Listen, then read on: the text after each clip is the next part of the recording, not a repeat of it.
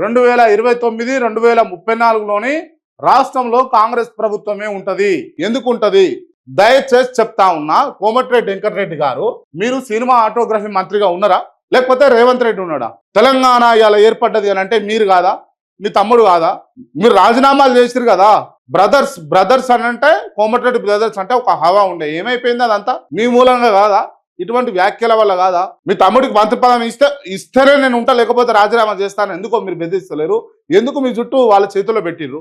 మీరు మంత్రిగా ఉన్నటువంటి శాఖకు ఆయన పెద్దరికం వహిస్తా ఉంటే మీరు ఎందుకు సపోర్ట్ చేస్తలేరు? మేము మళ్ళా వస్తాం అధికారంలోకి, మళ్ళా వస్తాం.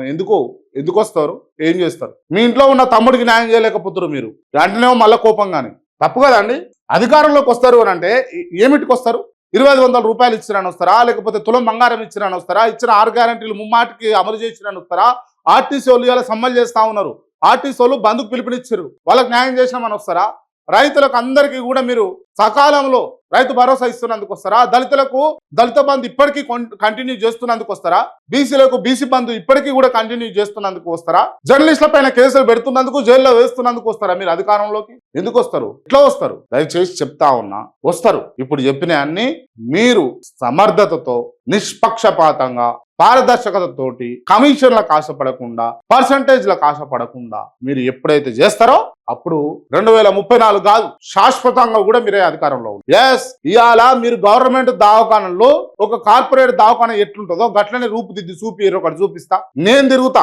కాంగ్రెస్ పార్టీకే ఓట్ల ఏరియా నేను తిరుగుతా. ఒక కార్పొరేట్ స్కూలు కాలేజ్ ఎట్లా ఉన్నదో గవర్నమెంట్ స్కూలు కాలేజ్ అట్లనే నిర్మాణం చేసి అట్లనే వ్యవస్థను కంటిన్యూ చేసి నడిపియండి, చూస్తా. మేము వస్తాం కాంగ్రెస్ పార్టీకి ఓట్ల ఏరియా అని. పేదలు, బడుగులు, బలహీనులు ఎక్కడైతే అన్యాయమై, ఎక్కడైతే ఇబ్బంది పడి, ఎక్కడైతే మోసపోతారో అక్కడ పోలీస్ వ్యవస్థ దిగి వాళ్ళ తరపు నుంచి ప్రెస్ మీట్లు పెట్టి వాళ్ళకి న్యాయం చేసేదాకా ఇక్కడ నుంచి కదలమని చెప్పేసి ఓ కథన రంగం లెక్క వాళ్ళైతే ఎప్పుడైతే పని చేస్తారో అప్పుడు వస్తారు మీరు అధికారంలోకి. అప్పుడు కూడా మేము సపోర్ట్ చేస్తాం. అప్పటిదాకా గిట్లనే మాట్లాడతాం, బరాబర్ అంటాం. మీరు మాట్లాడే మాటలకు బరాబర్ కౌంటర్ ఇస్తాం. దీంట్లో తప్పు ఉన్నది అంటే ఎస్, తప్పేం మాట్లాడుతున్నావు క్రాంతి భాయ్ అని చెప్పేసి కామెంట్ చేయండి. అరే ఏందది ఒట్టిగానే అనండి, అర్థం కాదు. ఏమో షించిన నిలువన ఇంచిన నిలువన నరికినా నా దగ్గర రూపాయి వెళ్ళది అని అన్నారు. ఆడ పోతే ఎంఎస్ అని అడుగుతారు. అదే 100 కోట్లు వసూలు చేసి రైతులకు ఏ పేరు ఏమన్నా? రైతులకు ఏమన్నా ఏ పేరు? పేద విద్యార్థులకు ఏమన్నా ఏ పేరు?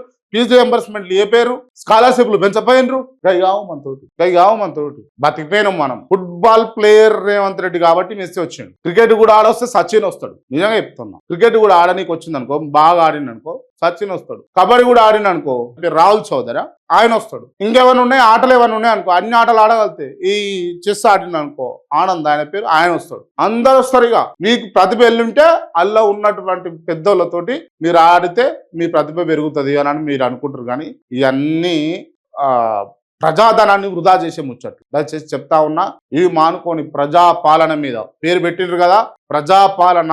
ఆ పాలన, ప్రజాపాలన అనే పదానికి అసలైన నిర్వచనాన్ని ఇస్తూ పాలన కొనసాగిస్తే ఇవాళ మీరు అప్పటిదాకా అధికారంలో ఇప్పటిదాకా అధికారం ఉంటాం, ఏం చెప్పాల్సిన అవసరం లేదు. ప్రజలే అంటారు ఇంక 20 ఏళ్ళు ఉంటావు అధికారంలో అని. మాలాంటి జర్నలిస్టులే అంటారు మేము వస్తాం చూడు, ఏమో ఉన్నది నవ్వుతాడు పటేల్ పెడతాడు కూర్చోమన్నట్టు. ఊకే ఏది నవ్వేది లేదు, చేసేది లేదు.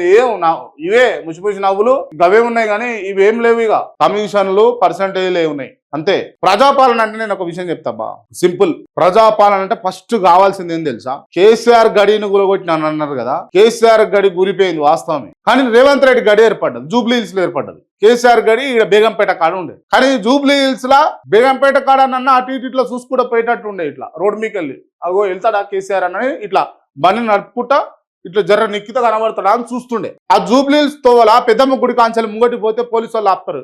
గిట్టెందుకు పోతున్నావు అని, అరే అవతల రోడ్డు పోవాలరా నాయన అని. లేదు ఇట్లా పోనీకి అట్లా తిరిగిపోవాలి. అది కూడా ఆ భాగ్యం కూడా లేదు కదా. ఏమైంది అని అంటే పెరమ్మికి వెళ్ళి పొయ్యిల పడ్డట్టుంది. పెంకనే ముద్దుగుంటాయి, జర్ర సురసురం అంటుండే కానీ పెంకనే ముద్దుగుండే. ఏముందండి ఇడ